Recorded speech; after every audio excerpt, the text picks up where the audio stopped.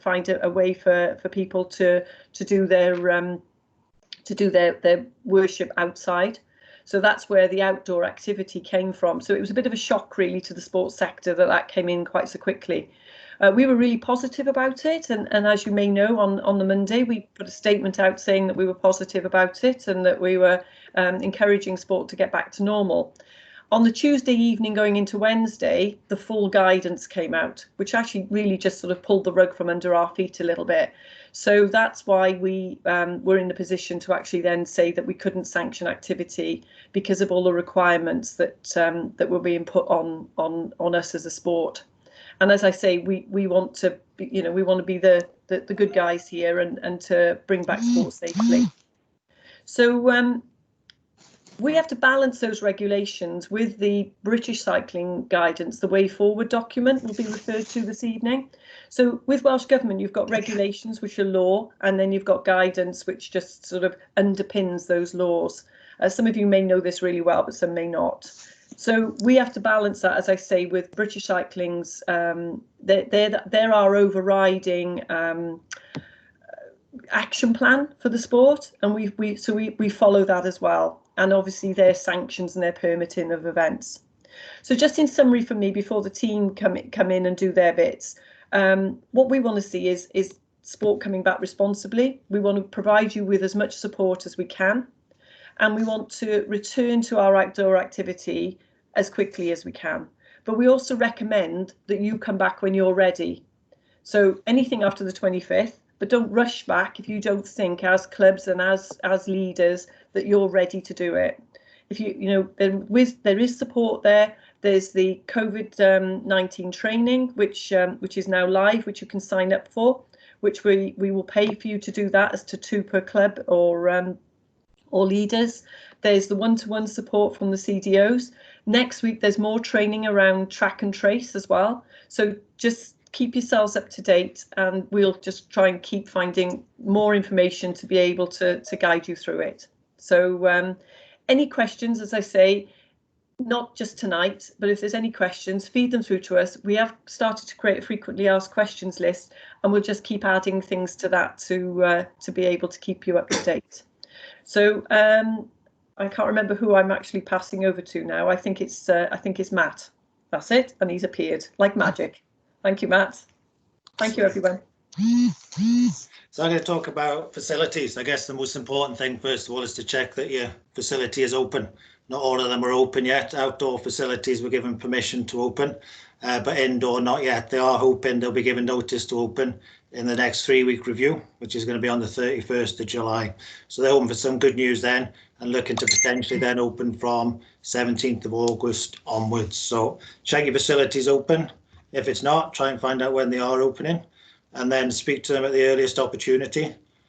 Ask to see their risk assessment, make sure it links up with yours, anything in that you need to include in your risk assessment. So you make sure that the two marry up together well, so that things move smoothly once your sessions start. Things to consider in your risk assessment: pinch points around entering and leaving the facility. Is there any different entrances and exits you can use to avoid people having to pass in close proximity? Marked areas maybe for waiting to take part in an activity. If riders are going off one at a time, working the others wait so they're socially distanced. Minimising spectator numbers so that they don't affect that overall limit of 30 that you have.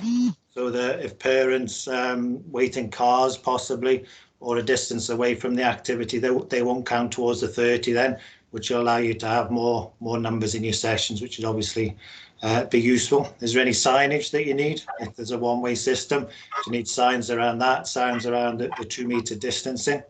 And then consider things like crossover times between sessions, maybe having a 15-minute gap between sessions so that riders and parents aren't congregating, on passing each other on arrival and exit.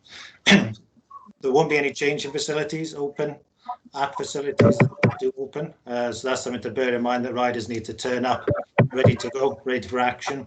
As soon as the session finishes, to leave straight away afterwards then. So no showering, no congregating and chatting and things. It is come ready to train, do your session and head off again. Any potential issues might include things like, even once the facilities are given permission to open, they might not be in a position to do so. A lot of them have got large numbers of staff on furlough that might need to go through training before they're able to come back and open up again. So be patient. Those guys had a very tough time of it in the facilities sector. They are chomping at the bit to open. They will be supportive of you. You just might need to give them a little bit of time. If you use a small facility, it might make social distancing and following the guidelines difficult. So again, that's something you might need to look at in terms of the number of riders that you have in your sessions. In terms of our sessions, the Go Ride activities are going to be starting back the week commencing 3rd of August. So that should be getting released in the next day or so. So we're looking at limiting the number of facilities that we use, so it's easier for us to manage. You've got to do a different risk assessment for every facility that you do use. That's something for you to be aware of. It's not one risk assessment COVID, use that across all your facilities. It has to be a different one for each facility. So we are looking at limited numbers. We're looking at Marsh Tracks, we're looking at Carmarthen, Pembrey, and then Newport, so the various cycling facilities in Newport, but not the indoor velodrome at this point. That's probably about it on facilities. I think Rhys is up next.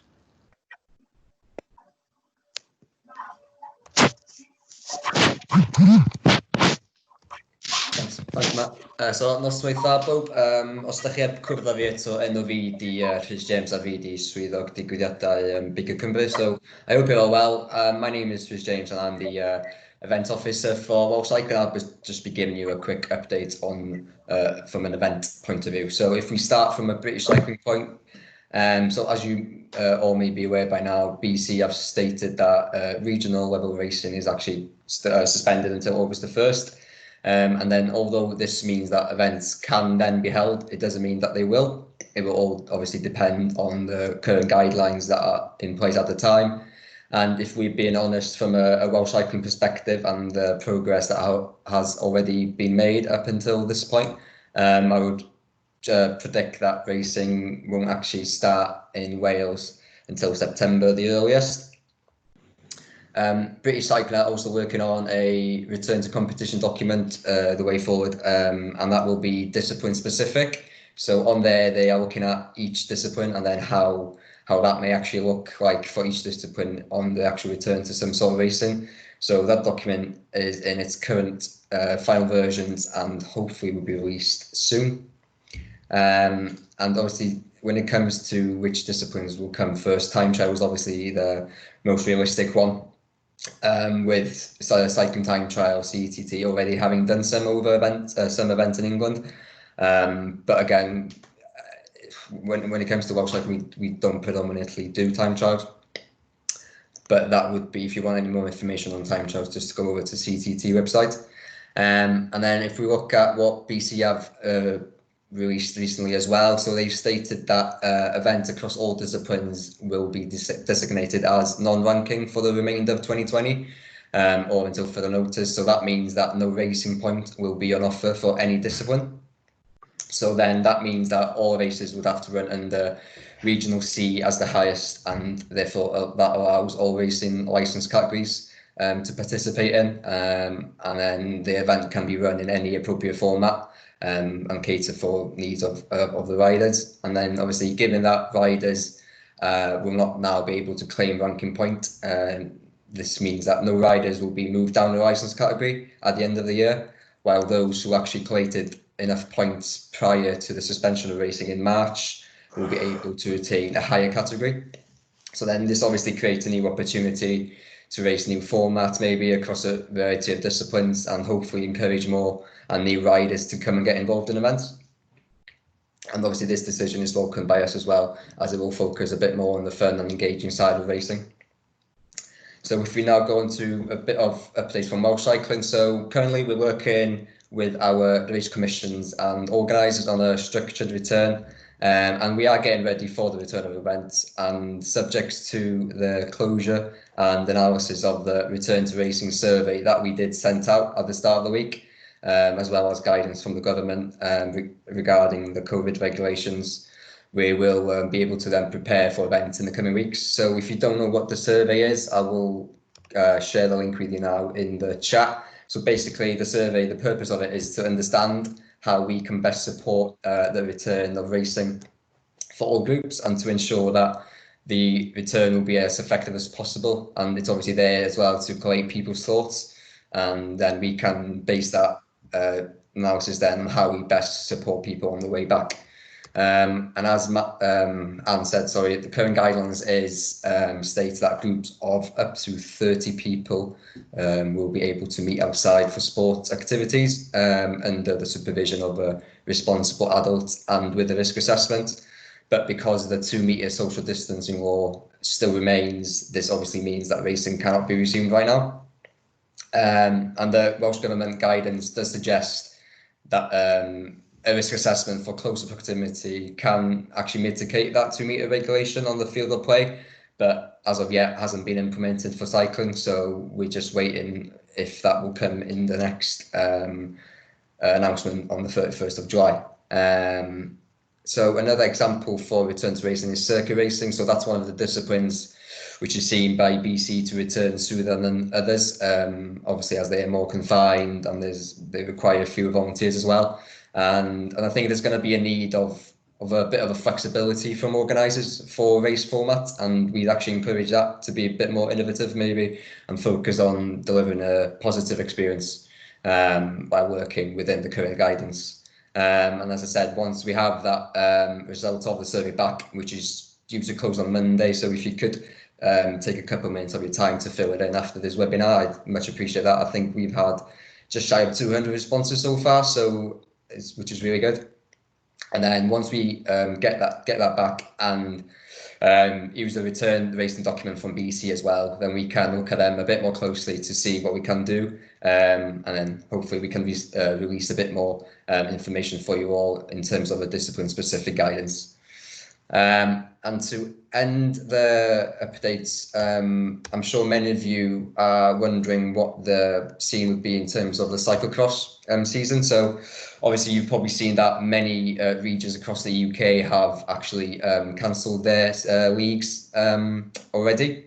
So, excuse me. So since the start of COVID, we've been working hard to trying to get racing back at the earliest opportunity, obviously, and working with government, the BC and the guidance, and obviously all the safety protocols. We've been working hard with the Off-Road Commission as well as all the event organisers to try and map something out. So in normal circumstances, the season would start in September now, but obviously we've previously stated that it will now be delayed until November. So while we continue to review that with the organisers and with the Commission as well. So as I said earlier, return of events will depend upon the facilities and venues allowing us to do so as well. But we are in close communications with those venue owners, and we'll look to provide some sort of clarification on dates when we're able to do so. So we had an Off-Road Commission meeting a couple of weeks back now as well, and there we looked at the season from a lot of different angles. And it's obviously difficult to see a clear path at the minute, but what we have some sort of decision is that we're attempting to work out like a shortened race season, so it's easy to administer, and then it limits your social contact obviously and maintains that social distancing. So it's most likely that we will favour possibly 2 locations that offer like 2 good accessibility and obviously weather tolerant, with Wales being very unpredictable in the winter. It's best to have venues that can adhere to safe racing, and that allows us to race there in wherever the weather. So we've identified a number of points that would support us in this measure, and obviously having these courses fixed as such in place, it would ensure consistency as well across the event, and then across the risk assessment as well as the COVID risk assessment, and also the specific safety protocols that we need to adhere to as well. But again, we'll review and update everyone from the analysis and of the survey as we go on in the next few weeks, as more announcements are then made by the government. And I think it's George next. Thanks, Rhys. Hopefully I'm visible to everyone and you can all hear me.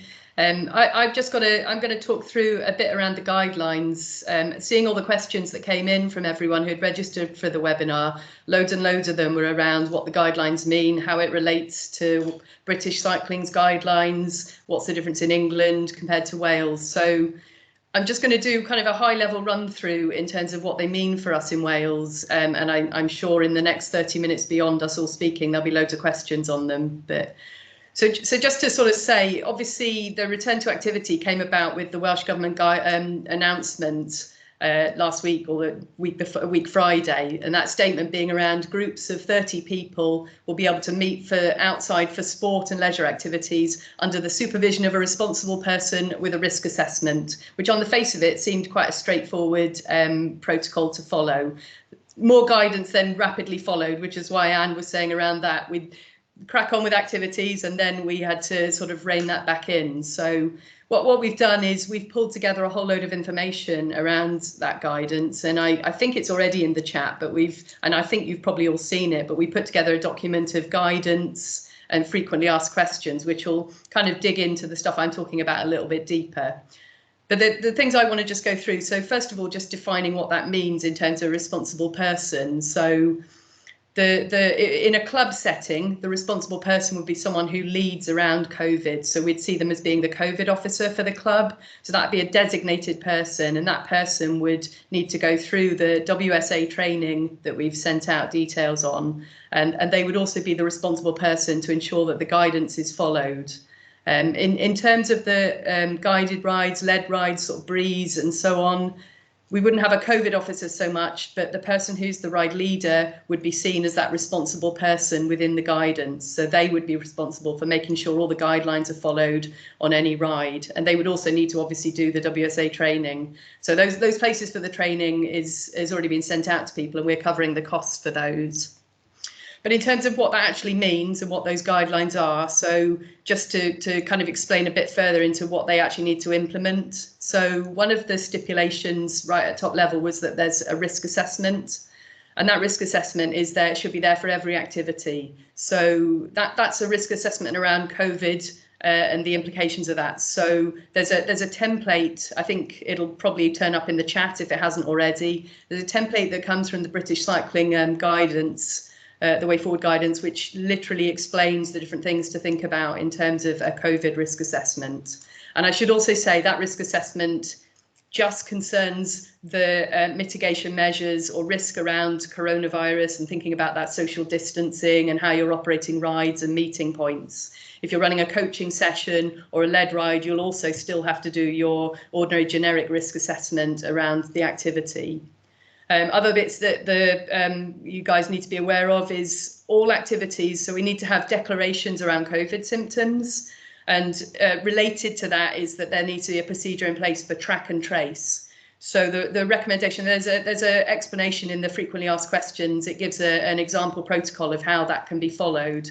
But as a suggestion, it could be something like Google Forms, getting your participants to register for a session on a Google form, making sure you've got their names and their contact details, including a phone number, and making sure they know who the responsible person is for each activity. Because if someone then becomes ill, then they can be, we can give those details to the track and trace authorities. And the declaration is obviously important and I'd say that on the top of your form when people sign up, to make sure they've got no symptoms of coronavirus before they even turn up to an activity, and worth reaffirming that at the beginning of the session as well. So, and obviously anyone in their household that applies to as well. The social distancing, I think everyone's mentioned that in the updates that have been done. So obviously in all situations, the 2 metre social distancing still applies in Wales. So you need to consider that within your risk assessments and how you're going to operate rides or coaching sessions. Hygiene protocols, a lot of the protocols around that's all detailed in the way forward. So as Anne was kind of saying, what we've got a kind of a mix of the Welsh Government guidance at the top level. The way forward gives loads of protocols to be able to actually do the safely operate activities. And then obviously you've got to apply the guidance that we've given, which kind of ties those two things together. And I also just wanted to highlight, I know there's quite a lot of confusion in terms of what's happening in Wales and what happens in England. The Way Forward document obviously focuses on the guidelines and the regulations for England. It does kind of state that and does refer in places to Wales, but just so I just want to be really clear. So a lot of people have asked in the questions, is it 6 individuals or 30 individuals in a group activity? The regulations in Wales is up to 30. The 6 in the Way Forward is because that's what's current law in England. So you can go above the 6, but I would also err on the side of caution and just think about your risk assessments in terms of those numbers of people in a session, and you know, thinking about how they're all meeting, if there's car parking, like if you're out on the roads in a lead ride or a club ride, thinking about how far apart cyclists are. If they're 2 meters apart, you've got to have to limit your numbers before you become a bit of a hazard on the highway. So we've got to really think about the balancing those two things. In addition to the stuff that's in the England guidance, so those 2 protocols around declaration, around COVID symptoms, and the track and trace, those are 2 additional, and that risk assessment, it's really important, and that's part of the regulations from the Welsh Government, that there has to be this risk assessment for every single activity.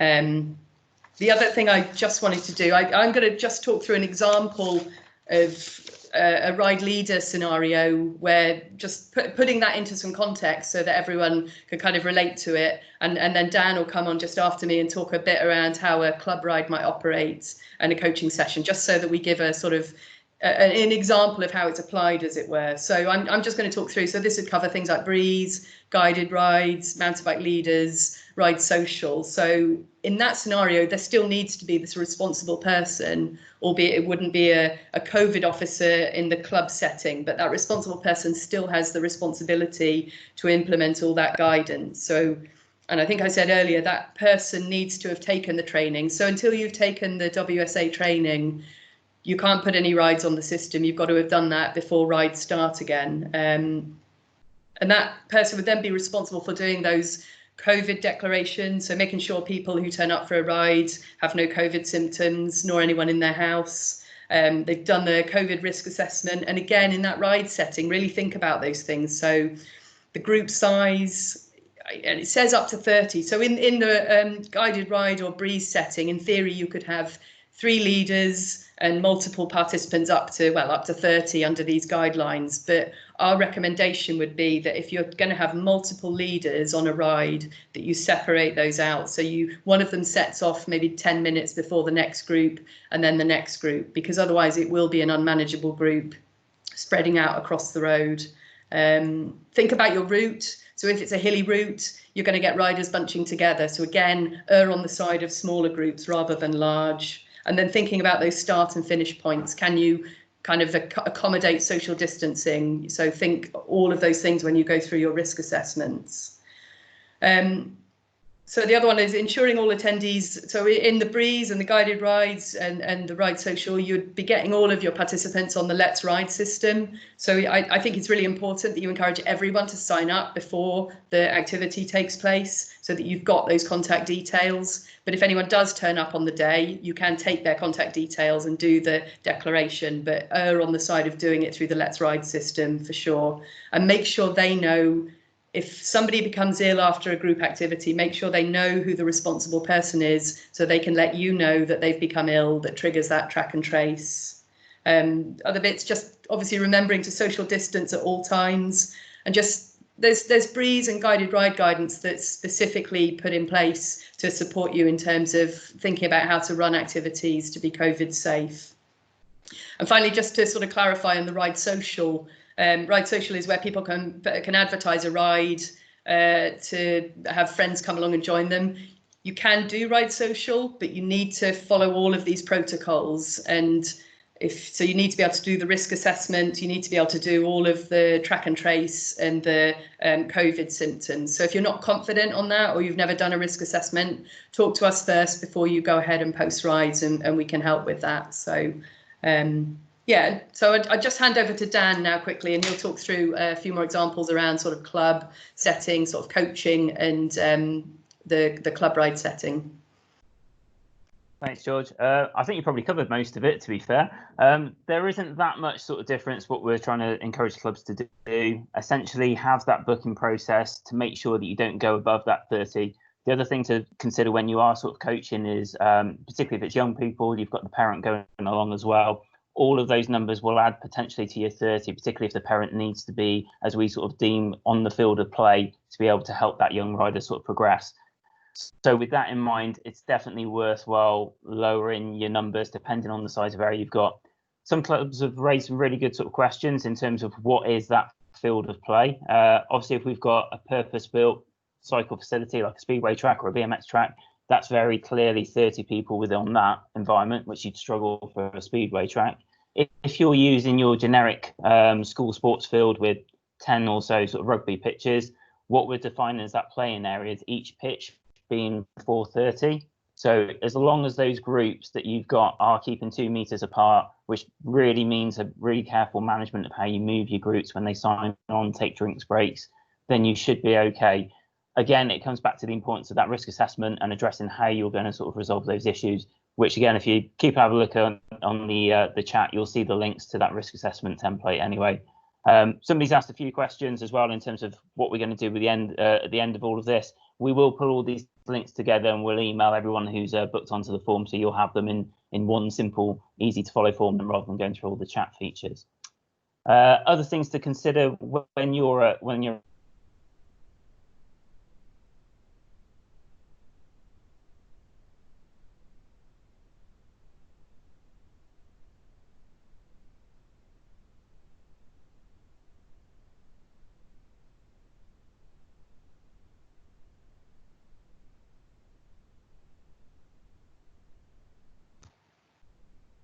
Sorry, I think you lost me there. Other things to consider when you're doing your sort of club runs, and we're concerned about it, is the number of people that might potentially congregate at the same cafe at the same time. If you can, obviously think in advance about what cafe you're going to go to. Try and contact that cafe and see if they've got any other plans of any other groups arriving. Obviously tell them what time you're thinking of arriving yourself. And then that will definitely help make sure that we don't end up with a situation with 100 cyclists from different clubs all at the cafe at the same time. As I said, we're doing one-to-one sessions with the CDOs, so I'll pop the link to that in the chat in a second. By all means, fill your details in on that one, and we can chat to you about the specifics of your club and what we can do to help you to get your club or group back into activity. So I think that's everything from me. So I think I'll hand it back to Nick now.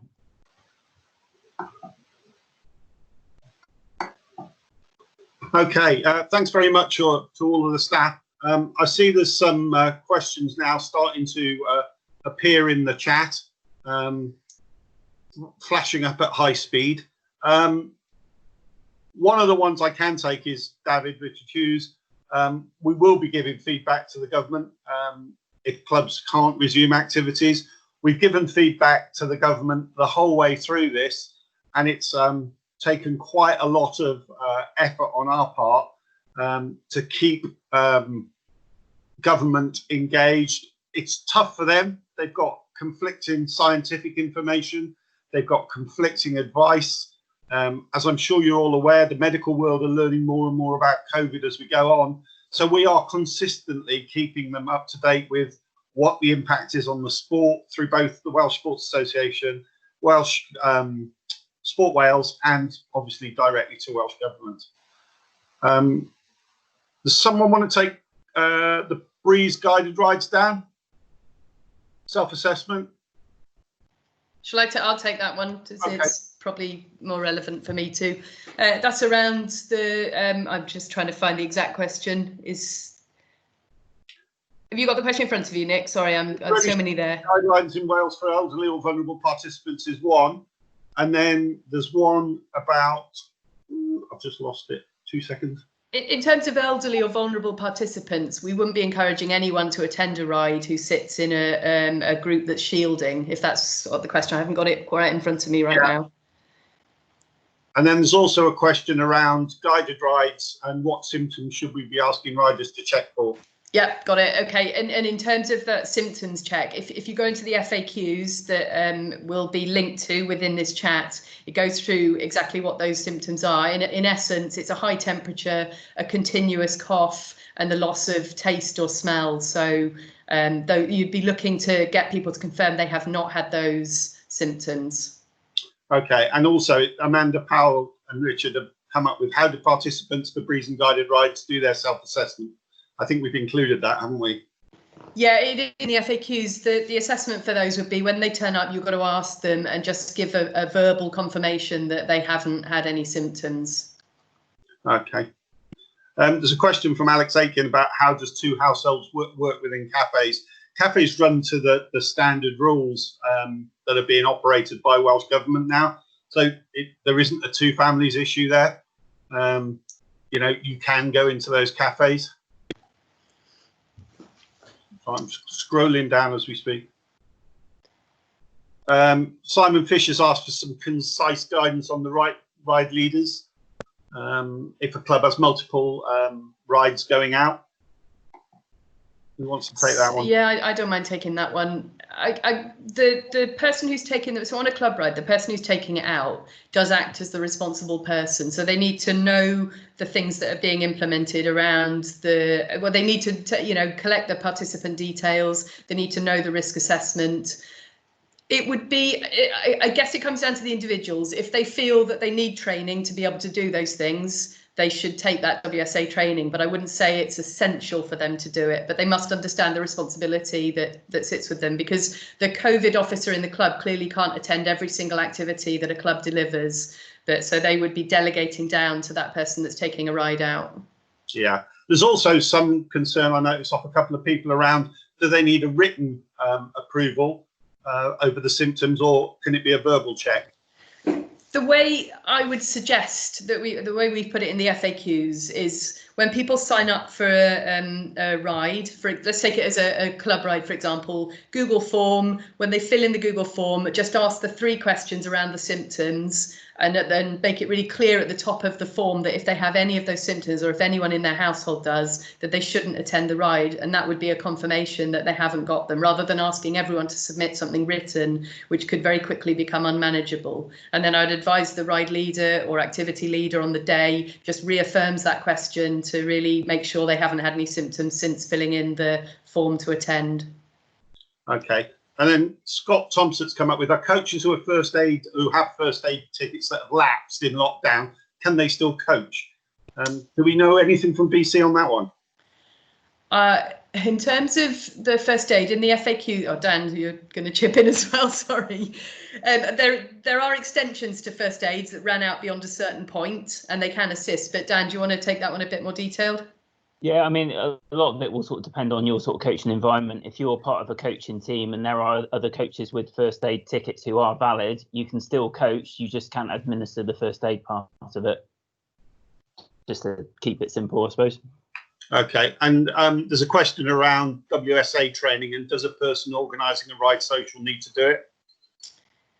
I would suggest yes, because basically so on the ride social, just to be kind of really clear on it, if it's a ride social, that person who's putting that ride on is responsible for it. So they should make sure they really understand the guidance. And my recommendation would be they do the training.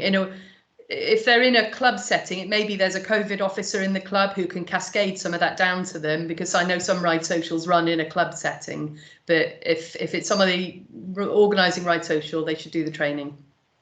Okay, and there's a couple of people asking, is the Google form built into Let's Ride, or do they need to send it out to participants? So in terms of and I guess that's coming for a Breeze Champions there. So Let's Ride will collect the details of your participants. So you don't need to do the Google form as well in a Let's Ride scenario. Let's Ride should be the form that you use. Otherwise, you'll get confusing if you're taking details by 2 different methods. Okay, and the next one is from Rob Warren. How do you suggest maintaining a 2-metre distance for group rides on the road? I guess that's around riders being briefed and making sure they understand the guidance. Dan, do you want to say a little bit more? Yeah, as I chatting to a few other sort of clubs, one sort of good incentive to ensure that members keep 2 meters apart during your sort of ride is, of course, you take everyone's details when you submit to sort of do the ride. You know, your COVID officer's got everyone's details. If somebody then later turns out with a positive test, and you then forward those details onto the track and trace system, they will contact everyone who's on that ride. So all 30 people may well be told to go and self-isolate and lock themselves away from the world for 2 weeks. So if that's not incentive to keep 2 meters apart from anyone, I don't know what is. Yeah, okay. And Amanda Powell and Richard have come back with, is the Let's Ride symptoms form, is it on there? It's not part of Let's Ride system, and that's the one where I was saying you should reaffirm that with participants. You'll have all the participants' emails before they arrive, so it may be prudent to send out an email to all of the participants ahead of the ride just to confirm that, and then ask them again at the start of the ride.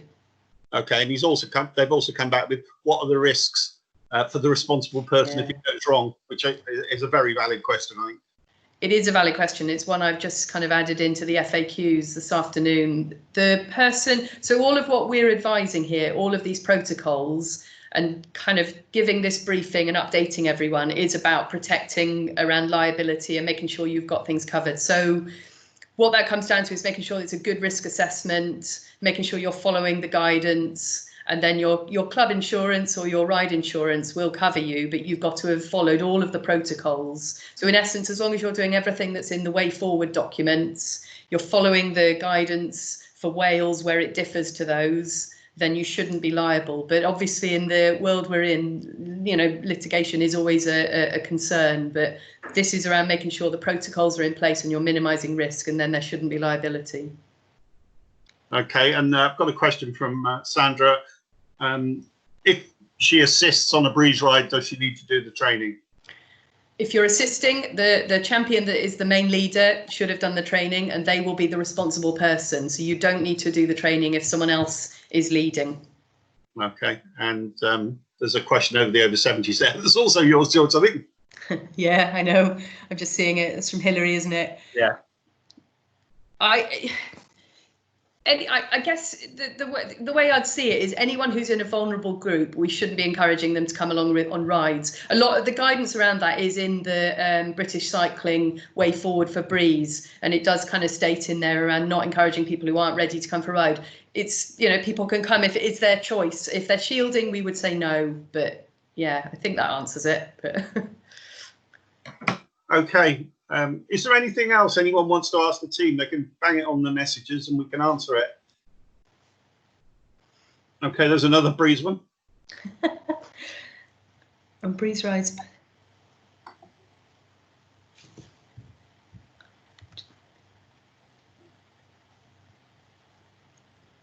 If you're able to do that, and that, so Maureen's saying on breeze rides, participant register, we don't get their email addresses, but use the conversation button prior to a ride. Could we put another column in the participant register that they've confirmed they have no symptoms? Absolutely, that sounds a really sensible way of doing it.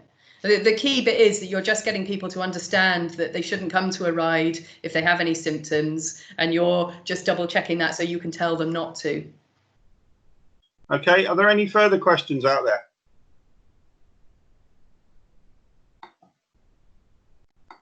Okay, I'd just like to thank all of you for participating in this. I think it's been quite useful. Oh, there's one more for you there. I'll come back to you on that one, Rachel, and check that with British Cycling. I think if we message the participants ahead of the ride and just check the, you know, ask the symptoms, then we should be okay. But also, it's really important when they arrive on the day to just reaffirm that. Okay, that's great. Thanks, George. I think one of the big things for me at the moment has been very much around, this has actually brought the cycling community together more and cohesive. And I think the communication's been a bit better. I noticed we have got a question about, you know, in a coach group, what does 2 meter distancing look like? Is it head to head or you know, bike to bike? Anyone want to field that one at the moment? I don't mind fielding that one again. That's head to head. The social distancing is around individuals being 2 meters apart. So it doesn't need to be 2 meters between the bikes. It's about people being socially distant. Okay. All right. I think it's probably time to bring it to a close now. I'm sure people have got other things to be doing this evening.